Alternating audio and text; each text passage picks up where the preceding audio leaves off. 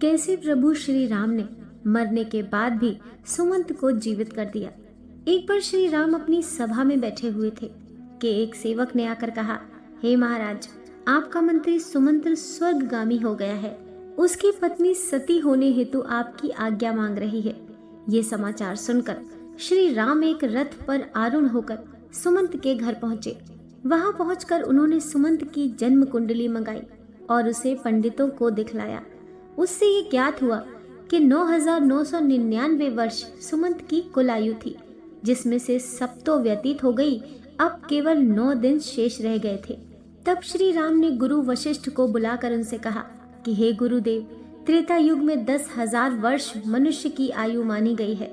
इस नियम के अनुसार यमराज ने मेरे राज्य में मेरा अपमान किया है और इस नियम की अवहेलना की है।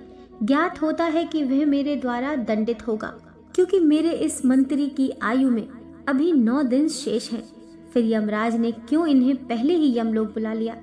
अतः अब मैं यमराज को बांध कर यहाँ ले आता हूँ और सुमंत को जीवित करता हूँ। वशिष्ठ जी से ऐसा कहकर श्री रामचंद्र जी गरुड़ पर जा बैठे और धनुष टंकार करते हुए यमराज की यमपुरी की ओर चल दिए। मार्ग में देखा तो यम के दूत सुमंत को बांध कर ले जा रहे थे। दृष्टि पड़ते ही राम ने उन दूतों को मारकर सुमंत को छुड़ा लिया। इस पर यमदूतों ने विनय पूर्वक कहा कि हमने आपका क्या अपराध किया था, जिसके कारण आपने हमारा ये अधिकार छीन लिया है। श्री राम ने कहा कि अभी इसके जीवन के 9 दिन शेष हैं, फिर तुम लोग इसे कैसे बांध कर ले जा रहे हो? जब इसके दिन पूरे हो जाएंगे तब आकर इसे ले जाना। श्री राम की बात सुनकर यमदूत बोले, राघव, इसके जन्म की कथा पूर्ण है। जब ये जन्म लेने लगा था तब माता की योनि से सर्वप्रथम इसके दोनों हाथ और मस्तक बाहर निकल आए थे। उसके बाद 10वें दिन इसका पूरा शरीर बाहर निकला था। श्रेष्ठ मंत्रों से पंडितों ने इसकी रक्षा की थी, इसी कारण से इसका नाम सुमंत पड़ा था। जिस दिन इसके हाथ तथा मस्तक बाहर आए था, उस दिन से आज तक इसकी आयु समाप्त हो गई है। आप जो इसके 9 दिन बतलाते हैं, ये संदिग्ध हैं, इसीलिए हे राघव, इसमें हमारा कोई दोष नहीं है। आपने व्यर्थ ही हमें मारा है। तब उन यमदूतों की बात को सुनकर श्री राम ने कहा, हे यम के दूतों, जिस दिन माता के गर्भ से इसका जन्म हुआ है, वही दिन इसके जन्म का दिन है। उसी दिन को इसके माता पिता तथा ज्योतिषियों ने इसका जन्मदिन अंकित किया है। अतः वास्तव में अभी इसके 9 दिन शेष हैं। तुम लोग जाओ और आज के 10वें दिन से ले जाना। उस दिन मैं अवरोध नहीं करूंगा। श्री राम की बात सुनकर यमदूत वहीं से लौट गए और राम जी भी लौटकर अयोध्या चले आए। फिर श्री राम सुमंत के घर आए और वहां उन्होंने सब लोगों को सुमंत के साथ प्रसन्न देखा। सुमंत ने श्री राम को देखकर प्रणाम किया और उनकी पूजा की। इसके पश्चात श्री राम अपने भवन को गए। सुमंत ने अपने जीवन के 9 दिन शेष जानकर पर्याप्त पुण्य के कार्य और दान किया। यम के दूत अपनी पगड़ी फेंक कर यमराज से बोले, हे यमराज, आप कैसे अपने अधिकार की रक्षा करते हो? अपने अनुचरों की यह दुर्दशा देखकर क्या तुम्हें लज्जा नहीं आती? मार्ग में श्री राम ने हमसे सुमंत को छुड़ा लिया और कहा कि अभी इसके जीवन के 9 दिन शेष हैं। जब इसके 9 दिन पूरे हो जाएंगे तब श्री राम उसे आने देंगे। अब हम लोग जल में डूबकर अपने प्राणों का विसर्जन कर देंगे। तब दूतों की ये बात सुनकर यमराज क्रोध के मारे लाल हो गए और यमदूतों से कहा कि तुम इसके लिए खेद प्रकट न करो। आज ही मैं राम को बांधकर उनके इस कृत्य का दंड दूंगा। तुम जाकर सेना तैयार करो, तब तक मैं इंद्र के पास जाता हूँ। ऐसा कहकर यमराज उसी क्षण इंद्र के पास चले गए और उन्हें जाकर सारा वृतांत सुनाया और सहायता करने की प्रार्थना की। यमराज की बातें सुनकर इंद्र ने कहा, हे यमराज, क्या तुम उन्मत्त तो नहीं हो गए हो? तुम भगवान विष्णु के साथ युद्ध करना चाहते हो। अब तुम्हारे लिए यही उचित है कि तुम अपनी यमपुरी लौट जाओ। श्री राम का तुम क्या कर सकते हो? उनसे भयभीत होकर ही तो मैंने अपने यहाँ से पारिजात और कल्प वृक्ष, इन दोनों देव वृक्षों को उठा दिया था।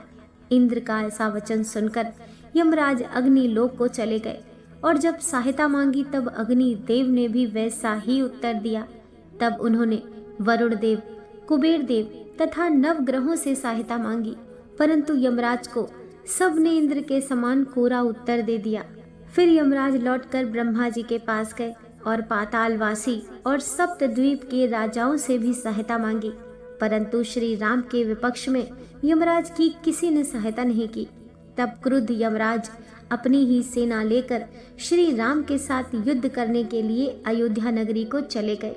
यमराज एक विशाल भैंसे पर सवार थे। वहां पहुंचकर उन्होंने चारों तरफ से अयोध्या को घेर लिया, जिसमें 9 द्वार थे और उनके चारों तरफ 9 खाइयां खुदी हुई थीं। कितनी ही तोपें वहां पर लगी हुई थीं और उसके उत्तर की ओर सरयू नदी बह रही थी। नाना प्रकार के महलों से युक्त वे अयोध्या नगरी पताकाओं से अलंकृत थी। यमराज के द्वारा अयोध्या नगरी को घिरा हुआ देखकर श्री राम ने लव से कहा कि तुम यमराज से युद्ध करने के लिए जाओ। दुदुम्भी की आवाज के मध्य लव रथ पर आरूढ़ होकर अयोध्या के बाहर आए और यमराज के साथ भयंकर युद्ध करना आरंभ कर दिया।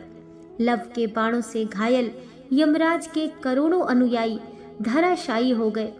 उन सबको मरा हुआ देखकर क्रोधित यमराज लव के साथ भयंकर युद्ध करने लगे। उन्होंने लव के रथ, सारथी, धनुष, कवच और मुकुट को शीघ्र ही काट डाला। इससे लव को क्रोध आ गया और वह तत्काल ही एक दूसरे रथ पर जा बैठे और यमराज के साथ अति भयंकर युद्ध करना आरंभ कर दिया। लव ने अपने बाणों से यमराज के भैंसे को मूर्छित करके पृथ्वी पर गिरा दिया। फिर शीघ्र ही 100 बाणों से यमराज पर प्रहार किया। तब यमराज ने अति क्रुद्ध होकर लव पर यमदंड का प्रहार कर दिया।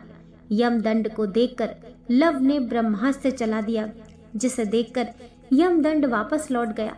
फिर यमराज व्याकुल होकर भागने लगे। काल के समान ब्रह्मास्त्र उनके पीछे पड़ गया। इससे सूर्यदेव को ये ज्ञात हुआ कि अब यमराज बच नहीं सकते और इस प्रकार अब मेरा पुत्र यमराज मर जाएगा। तब सूर्यदेव स्वयं रथ पर बैठकर लव के समीप आए और उनसे विनती करने लगे। ब्रह्मास्त्र को लौटाकर यमराज को बचाने के लिए लव से प्रार्थना करने लगे। सूर्यदेव ने कहा, वत्स लव, तुमने इस अस्त्र को चलाया है, इसलिए तुम ही इसका निवारण कर सकते हो और तुम भी हमारे ही वंश में उत्पन्न हुए हो और यमराज भी मेरा ही पुत्र है। तुम अपने ही पूर्वजों को क्यों मार डालना चाहते हो? यदि एक पुत्र मूर्ख हो जाएगा तो क्या उसके साथ सभी मूर्ख हो जाएंगे? रणभूमि से भागे हुए शत्रु की वीर योद्धा रक्षा ही करते हैं। इस प्रकार जब सूर्यदेव ने बहुत प्रार्थना की, तब लव ने ब्रह्मास्त्र का संवरण कर लिया। इसके बाद लव प्रसन्नता पूर्वक अयोध्या नगरी में वापस लौट आए। ये देखकर देवताओं ने हर्ष से लव पर फूलों की वर्षा की। फिर लव ने जाकर श्री राम जी को सादर प्रणाम किया। उसके बाद यमराज ने राज्यसभा में आकर श्री राम से माफी मांगी। फिर श्री राम ने यमराज को माफ कर दिया और वापस सकुशल यमपुरी को भेज दिया। फिर मिलेंगे दोस्तों एक और धार्मिक कथा के साथ। वीडियो पसंद आई हो तो लाइक कीजिए, चैनल को सब्सक्राइब कीजिए। मिलते हैं नेक्स्ट वीडियो के साथ।